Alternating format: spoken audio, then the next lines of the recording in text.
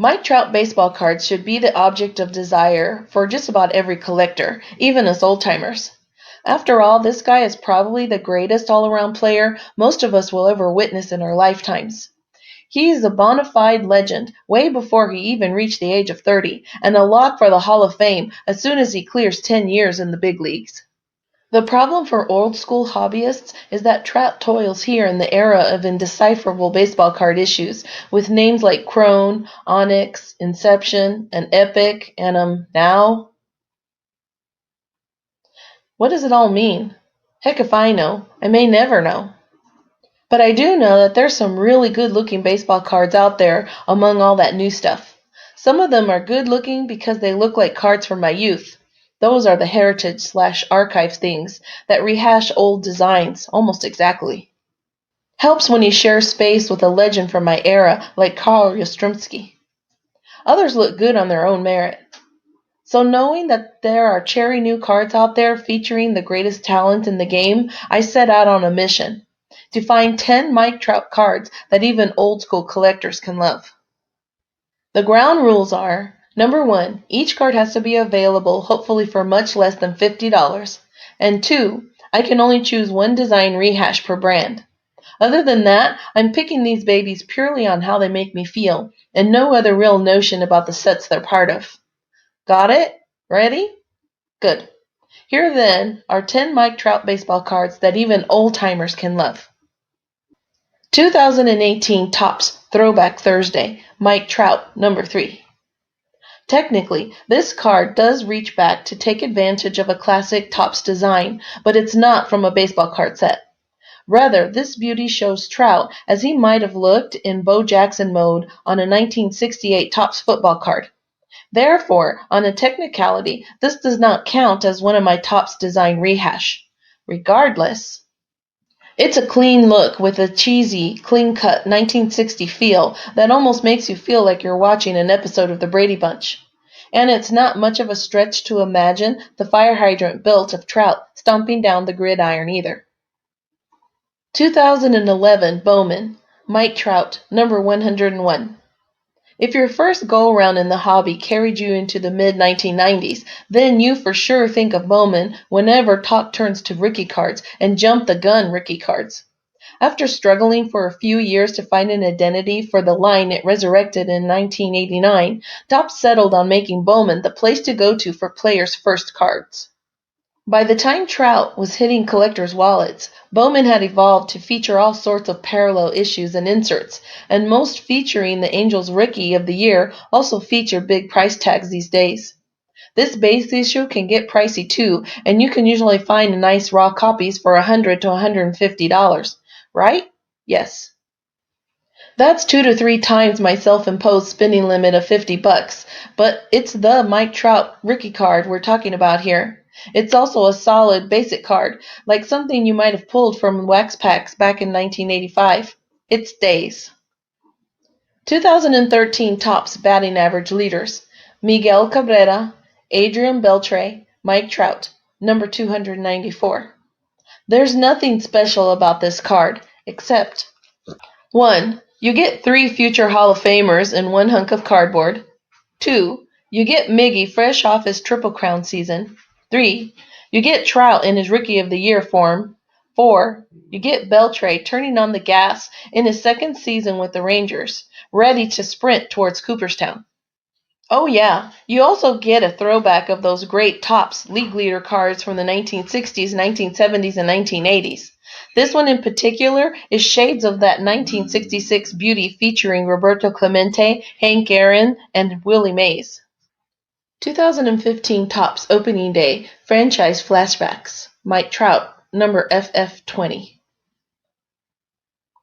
This thing is hideous in an exquisite 1980s sort of way, a permagraphics credit card sort of way, or, for heaven's sakes, in a Hills Team MVP box set sort of way. It's loud and crowded and features Trout with a sort of Boz-like hairdo. It's just awful. It makes me feel like it's 1986 again. And that's just wonderful. 2015 Topps Update All-Star Game, Mike Trout, number US 374. So why is Mike Trout in an update set? Did he get traded and I just missed it? No. When you have a talent like Mike Trout running around, or when you run a baseball card company in general, you tend to find as many reasons as you can to crank out another issue. For this one, Trout made the All-Star team. Surprise! And Topps included All-Stars in their update set. There seems to be a bunch of nuances with this set, including stat-back variations and photo swap-outs. But my old heart is content with the updatedness and the all-star throwbackness this Trout card provides. 2015 Panini Donruss Mike Trout, number 100. Yeah, right. If you take a stack of these Donruss cards, you'll notice they have a bunch of holes, like on the players' uniforms and caps, as in there are no team logos. It's odd looking, I'll grant you. But it's not much of an issue for this Trout card where the Phenom has his head turned to the side during a powerful swinging follow-through. You really don't even notice the missing Halos cartoon on this batting helmet. Even more than that, though, you can tack this card in the center field wall and plant a random little leaguer at home plate, and he'll tell you this baby is a Donruss card. Heck, even your mom could tell you this is a Donruss card. Maybe more than any other brand, Donruss had the feel and the smell of the 1980s that was unmistakable, and this one has it. From the baseballs at the top and bottom red bands, to the Atari stripes on the sides, to the honking Donruss logo. This is what 1988 Donruss would have been if Donruss had stayed Donruss, and then we'd all be drinking caviar and smoking champagne instead of social distancing in this version of spring 2020. It's the butterfly effect, or something like that. 2020 Panini Donruss Diamond Kings Mike Trout, number 9.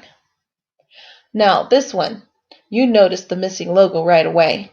I mean, Trout's round red Angels batting gear makes his head look like a cherry Tootsie Roll Pop, partially licked all the way down. But it doesn't matter. This is a freaking 1986 Donruss Diamond King card of the greatest player in the game. It slides right in there beside the Pete Rose King of Kings number and gives it a sideways glance. That's my title, bub. Maybe it will be someday. But in the meantime, just enjoy the 1980 splendor of this new old card. 2019 Topps Heritage Mike Trout, number 357. There are tons of Topps Heritage / archives / throwbacks / used to be / ancestry.com issues that I could have tabbed for one of my Topps design rehash. Most of them look great. A few are spectacular.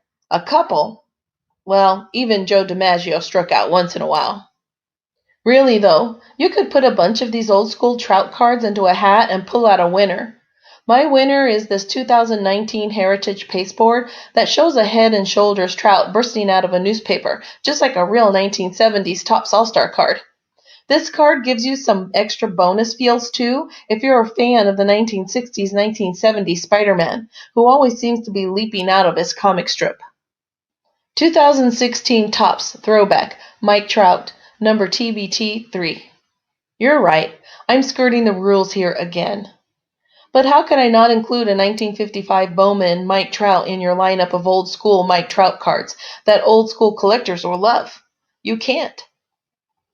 Besides, this is a Bowman design rehash, not a Topps design rehash, even though it says Topps. And it's Bowman's last design before Topps bought them too, except for those 1956 phototypes. To top it off, Trout looks every bit the 1950s baseball idol here, complete with the towering stadium lights against the blue sky in the background. 2010 TriStar OBAC 31st National Promo Mike Trout. There's all sorts of reasons to love this card, starting with the fact that it's a 2010 model, issued nearly a full year before Trout made his major league debut. Not only that, but Trout turned 19 while this card was being issued at the 2010 National Sports Collectors Convention in Baltimore from August 2nd through the 8th. Of course, the card is also gorgeous, splashing an artwork version of the young Mr. Trout into a sparkling tobacco or candy-styled card, clearly modeled after the T212 OBAC cigarettes, 1909 through 11, but brighter and with more prominent sponsorship. And if you were around the hobby in the 1990s, you'll likely remember the massive Anaheim show in 1991 that purportedly drew over 100,000 attendees and made headlines for all the collectible swag cards manufacturers gave away. The freebies became an enterprise unto themselves during that summer gathering, and any mention of national promo should take old-time collectors right back, or back, as the case may be. And as long as you're remembering all that, here's something else that would make you feel old. Trout was still a belly bump, probably a big one by then, when the National went down that month before his actual birthday. Like our video? Then like our videos and subscribe to our channel. waxpackgods.com